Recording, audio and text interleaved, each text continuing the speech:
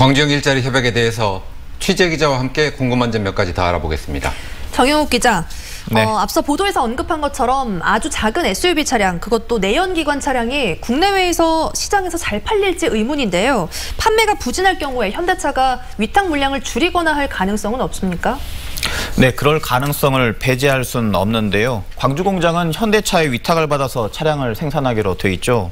주문이 줄어들면 운영이 어려워질 수 있습니다.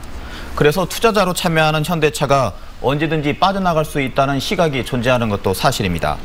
이런 우려 때문에 오늘 협약에서는 현대차가 판매 확대에 노력한다는 내용이 들어가 있고요. 네. 또 시장 상황에 따라 파생 모델 개발을 검토한다는 내용도 포함되어 있습니다. 아마도 친환경차 생산을 염두에 둔 것으로 보입니다. 네, 그동안의 진행 과정을 보면 문재인 대통령은 물론이고 정부와 여야 정치권이 적극적으로 광주형 일자리를 응원했습니다. 네. 이례적으로 보일 정도였는데 왜 이렇게 적극적이었습니까?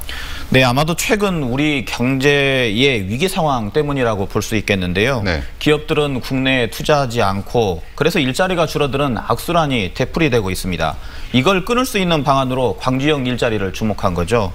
현대차의 경우만 봐도 1996년 이후에 국내에 공장을 지은 적이 없었으니까요. 사회적 대타협을 통해 적정 임금을 보장하면 고비용 구조와 노사관계가 개선될 겁니다. 그러면 기업들의 국내 투자가 늘고 위기에 빠진 제조업에도 활로가 생기지 않을까 기대하는 겁니다. 네. 정경유착이 아니냐는 비판 속에서도 정부가 광주형 일자리를 적극 지원한 이유가 여기에 있습니다. 네. 그런데 광주형 일자리가 성공한다고 해서 제조업 전반으로 확산된다고 볼 수가 있을까요? 네, 정부로서는 광주에서 물꼬만 터주면 가능하다고 보고 있는 것 같습니다. 당장 홍남기 경제부총리는 올해 상반기 안에 두세 군데 지역에서 상생형 일자리를 적용하겠다 이렇게 말했습니다.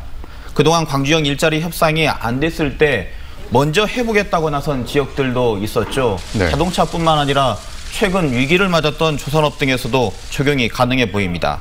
그런 점에서 정부는 광주에서 시작되는 일자리 실험이 반드시 성공하기를 기대하고 있습니다. 네. 앞서 본 것처럼 노동계 특히 민주노총은 강하게 반발하고 있습니다. 민주노총의 주장 중에 새겨들어야 할 대목들은 없습니까?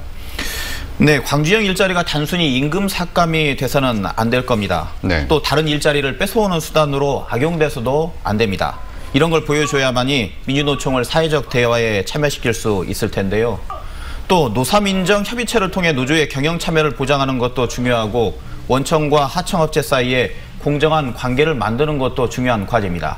이렇게 되면 해외로 빠져나간 공장들이 국내로 돌아오고 기업들의 국내 투자를 이끌어낼 수 있겠죠. 이게 되냐 마느냐에 따라 사업 성패가 결정될 것으로 보입니다. 네, 잘 들었습니다. 지금까지 정영욱 기자였습니다.